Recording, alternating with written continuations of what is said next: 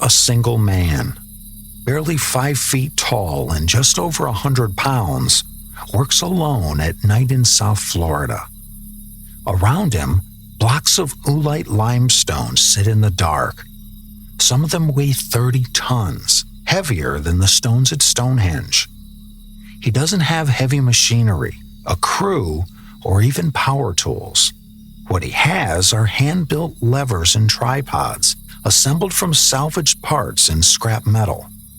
Neighbors live close enough to hear a truck start or metal strike stone.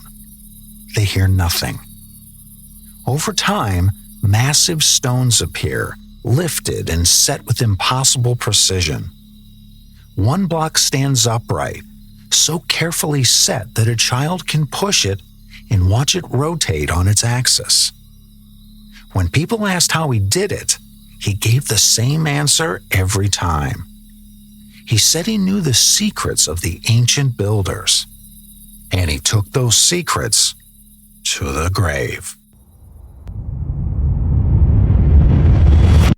What makes this story endure isn't just the scale of what was built. It's the absence of an explanation that ever held up. No one saw the work happen, and nothing he left behind explains how he did it. What remains is the structure itself, standing exactly where he left it, in a trail of claims, measurements, and unanswered questions that refuse to settle into something ordinary. To understand why this place still draws attention decades later, you have to look at who built it, what he left behind, and why no one has ever been able to explain how it was done.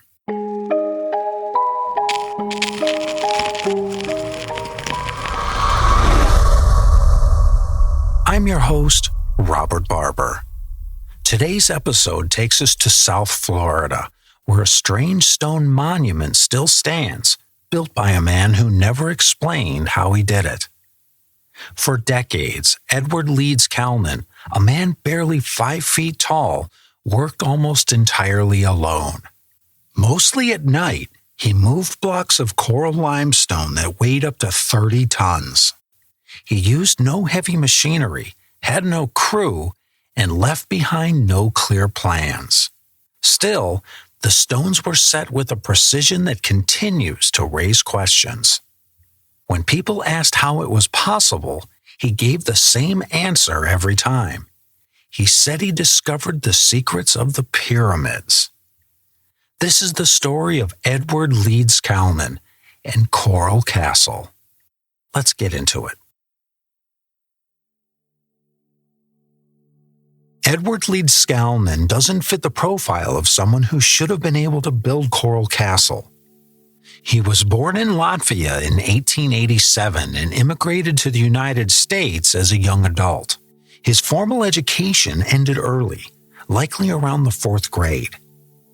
There's no record of engineering training, no background in architecture or construction, and no association with academic or industrial institutions that would later account for what he accomplished in South Florida.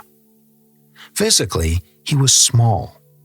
Most contemporary descriptions place him just under 5 feet tall, weighing a little over 100 pounds. His lungs were scarred by tuberculosis, a condition that often leaves a person short of breath from minimal exertion. Yet the work he took on involved lifting and positioning mass that even modern machinery struggles to handle with precision. People who met him in Florida described him as quiet and deliberate. He spoke carefully and rarely volunteered personal details. What little is known about his private life centers on a failed engagement years earlier. Ed had been engaged to a young woman named Agnes Scuffs. She was 16 years old. The wedding was called off the day before it was supposed to take place. No public explanation was ever given, and Agnes never became part of the story that followed. When Ed referred to her at all, he used the same phrase every time, "My sweet 16." By the early 1920s, Ed had settled in South Florida. In 1923, he purchased a small plot of land in Florida City. Instead of building a house or developing the property, he began cutting stone directly from the ground. The material was oolite limestone. Oolite is fossilized coral and shell, compacted over time into a dense abrasive stone. It resists clean cuts. It dulls tools quickly. Working it by hand tears at the skin and transfers vibration directly into the body. The blocks Ed extracted weighed several tons. Some of the stones he would later shape and position exceeded 30 tons. There's no documentation of anyone working alongside him. No assistants were identified. No labor crews were recorded. People living nearby never described seeing groups of workers or equipment being delivered. Ed controlled access to the property and discouraged visitors, especially while he was working. He preferred to work at night. Neighbors paid attention to what they could hear. They lived close enough to hear a truck start, tools being unloaded, or metal striking stone. None of that sound carried from the property. The nights remained quiet. The silence wasn't a byproduct of the work. It was the most confusing part of it. Over time, the land itself changed. Walls rose where open ground had been. Massive blocks stood upright, fitted together with deliberate precision. Furniture carved from solid limestone appeared inside the structure. The work looked finished, not experimental. It didn't suggest trial and error. It suggested a method already understood. By the time people began asking how any of it had been done, Coral Castle already existed as a completed structure. By the mid-1930s, Coral Castle was already standing in Florida City. The massive blocks were set, the walls were up, and the carvings were complete. Whatever methods Ed Leedskalnin was using, they were no longer theoretical. They had already worked. Then the surroundings began to change. Developers began planning a subdivision near the property. More people, more noise, more attention. Ed didn't argue or protest. He didn't negotiate for privacy. He made a decision that, on its face, made no sense. He chose to move the entire structure, not rebuild it somewhere else or just abandon it and start over. He planned to take it apart and reassemble it 10 miles away in Homestead. What followed is one of the most documented and most difficult parts of the Coral Castle story to explain. Ed hired a local tractor driver with a flatbed trailer. The arrangement was specific. When the driver arrived, Ed asked him to leave the area or turn his back. When the driver returned, the trailer was already loaded. The driver later described what that looked like on his end. The flatbed would groan under the sudden weight. The tires compressed. The suspension sagged as if it had been dropped onto something massive all at once. But there was never any sound that matched the load. No engine noise, no clatter of chains, no impact that suggested how the stone had been placed there. The driver never saw the stones lifted. He never saw a system in motion. Each time he came back, the work was already done. The stones weren't small. Some weighed several tons. Others approached 10 tons or more. Each one had to be raised, positioned, and balanced carefully enough to survive transport without cracking or shifting. This wasn't rubble dragged onto a truck. It was mass that modern equipment would struggle to stabilize without visible effort. Load by load, the driver hauled the stones to the new site in Homestead. At the destination, the process reversed. Ed unloaded the stones alone. He reset them. He restored the structure with the same precision it had before the move, aligning walls and components as if they'd never been disturbed. Neighbors noticed the same pattern they'd seen years earlier. Ed worked almost entirely at night. The area stayed quiet. There was no machinery noise, no shouting, no metal striking stone. People woke up to the changes they hadn't heard being made. When the relocation was finished, Coral Castle stood again, intact, functional, and complete. That detail changes how the story reads. Moving the structure proved it wasn't a quirk of the Florida soil or a one-time accident of circumstance. The method survived distance. It survived disassembly. It worked somewhere else. Whatever Ed's secret was, it went with him. It wasn't about the location. It was about the man. By the time the structure stood complete in Homestead, Coral Castle had stopped being a curiosity and started looking like a mechanical problem. The most cited example sat near the entrance, a massive limestone gate, 8 feet tall and weighing roughly 9 tons. Despite that weight, visitors described opening it with one finger. A light push was enough to set it moving. Once in motion, it swung freely and settled back into place as if guided. What made that possible wasn't force, it was balance.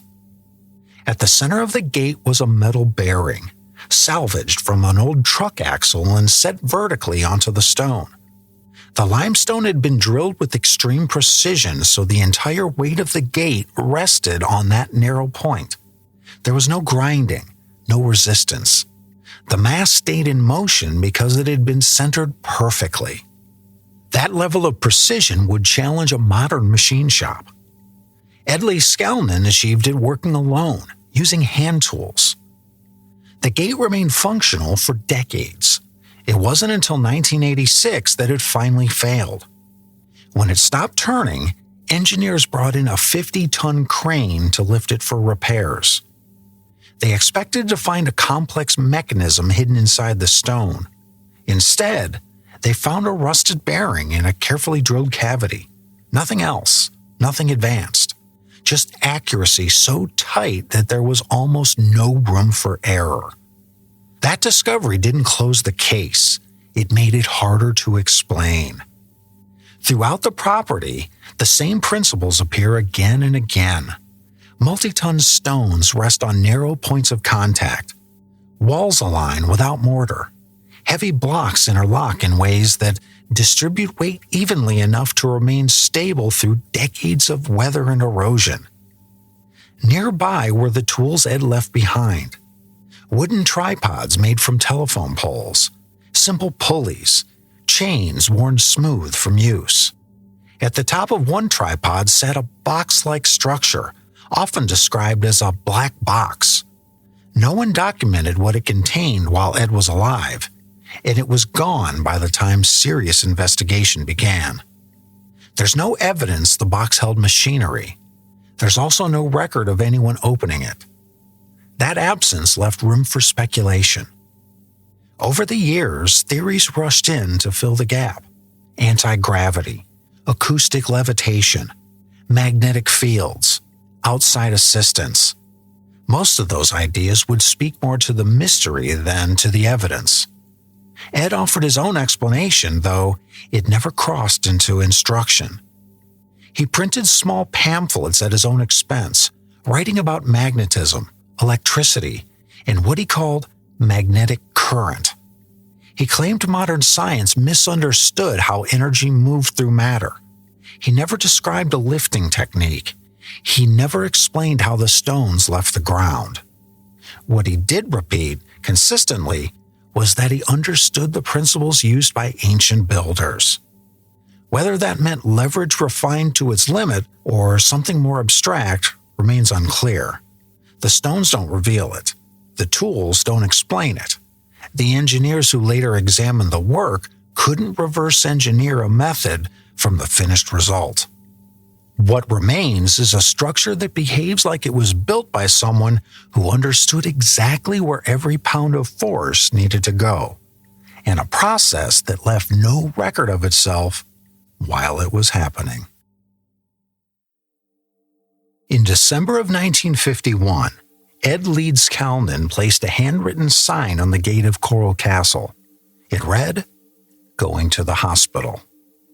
There was no announcement and no explanation, no indication that anything was wrong beyond what had already been true for years. Ed had been visibly ill for a long time. Tuberculosis had damaged his lungs decades earlier, leaving him thin, fragile, and easily winded. Visitors remembered a man who tired quickly from conversation, whose voice sometimes faded mid-sentence. Even so, his daily work had never slowed. After leaving the sign, Ed took a bus to Jackson Memorial Hospital in Miami. 3 days later, he was dead. The cause was listed as kidney failure. He was 54 years old. When people entered his living quarters after his death, they didn't find answers. The room was sparse: a cot, a small table, personal papers, his pamphlets on magnetism and energy, printed cheaply and sold for pocket change. Tucked away were his savings, about $3,500, wrapped neatly in brown paper. There were no plans, no journals explaining his methods, no diagrams hidden in the walls, nothing that described how the stones had been lifted, balanced, or set in place. When Ed died, investigators were left with a finished structure, a clear timeline, and no record of how the work was actually done. The work stopped with him. The castle remained. The stones stayed exactly where he left them. What disappeared was how he did it. What we're left with are the results, the gates, the walls, the measurements, and the tools that he used to shape them. What's missing is the moment where those things came together, and no one has been able to recreate that moment since.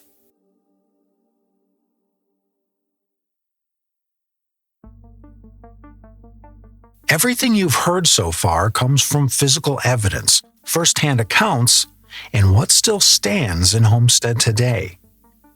Coral Castle isn't a story that survives on rumor. It survives on weight, on stone that's still standing exactly where it was placed. More than 1,000 tons of stone were cut, lifted, positioned, and balanced by one man working alone. The measurements hold. The stones haven't shifted, and the gate still turns on its axis. Over the years, a few explanations have been proposed. Some claim Ed Leedskalnin discovered a way to neutralize gravity using sound or vibration. It's an idea that fits the silence people remember, but there's no physical evidence to support it. No acoustic tools were found. No devices capable of producing force at that scale. What was found were his writings. Ed published small pamphlets describing something he called magnetic current. His ideas don't align with modern physics, but they do reveal how he thought in terms of balance, polarity, and controlled force. That mindset shows up in the castle itself, not as magic, but as precision. The strongest physical clues sit in plain sight.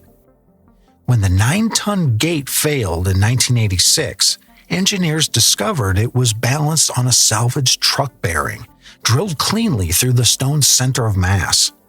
That detail confirms ordinary materials, extreme accuracy, and a deep understanding of balance. It still doesn't explain how one man achieved that alignment without help, machinery, or even noise. The most grounded explanation involves leverage. Tripods, pulleys, and block and tackle systems, moving stones slowly, inches at a time. It fits the tools left behind. It fits the physics. What it doesn't fully explain is the silence. Even careful work leaves sound. Even slow lifts leaves traces. And no one ever saw the moment where effort became result. This isn't unique to Coral Castle. Throughout history, there are structures where we understand the materials, the weight, and even the basic tools, but not the exact sequence that made them come together. At Stonehenge, we know the stones were moved. We know where they came from. The final placements and the precision they show are still debated. At Pumapunku in Bolivia, stone blocks fit together so tightly that modern replicas struggle to match the tolerances even with power tools. In each case, the mystery isn't what was built. It's the missing moment, the technique, the rhythm, the order of operations that never made it onto the record. By the time Ed Leedskalnin died in 1951, the work itself was already finished. What remained wasn't a mystery in motion, it was a fixed result. The stones stayed where they were set, the gate kept turning, and the measurements continued to hold. What never surfaced was the sequence that made those outcomes possible. Not the materials, not the tools, the order of operations. That missing interval, the moment where effort became placement, is the only part of Coral Castle that never entered the record. And without that moment, every explanation stops just short of completion.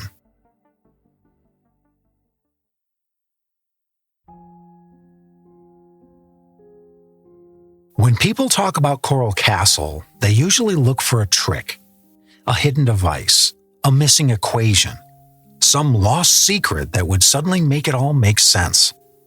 I don't think that's where the real weight of this story sits. In the end, maybe there wasn't a hidden law of physics at all, but there is a possibility that we've lost the frequency. We look at 30-ton blocks and think of brute force, of diesel engines and hydraulic pressure. We assume that to move something that heavy, you have to fight it.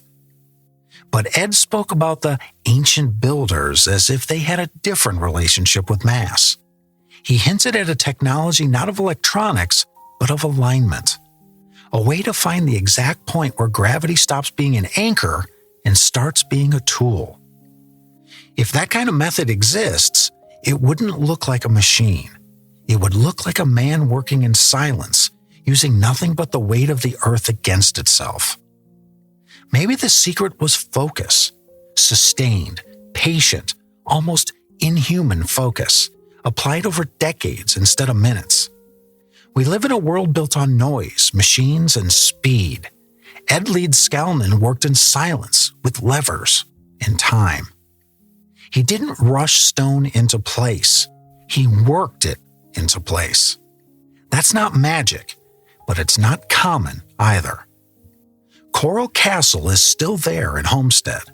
The stones haven't shifted. The gates still turn. And whatever understanding allowed one man to do that work alone was never passed on. Not because it was supernatural, but because it demanded a mastery of simple mechanics that most people don't have the patience to relearn. This has been State of the Unknown. What stays with me about Coral Castle isn't a theory or a legend. It's the fact that the structure doesn't argue back. The stones are still there, the measurements still hold, and the gate still turns on its axis. Whatever Ed Leedskalnin understood, it was enough to move more than 1,000 tons of stone, quietly, repeatedly, and without ever showing his work. That silence is the part I can't shake. I want to take a moment to say thank you for the comments, ratings, and thoughtful reviews lately. Listening so closely to these stories means everything to me. If you're enjoying the show, leaving a rating or a short review is truly the best way to help. Whether it's a quick tap of the stars on Spotify or a few words on Apple Podcasts, I see all of them and I really love reading what you have to say. And sincerely, thank you for spending this time with me. If there's a story or a place you think would make a great episode, let me know. You can reach me anytime at stateoftheunknown.com/contact. Until next time, stay curious, stay unsettled, because some mysteries don't ask to be believed. They just exist.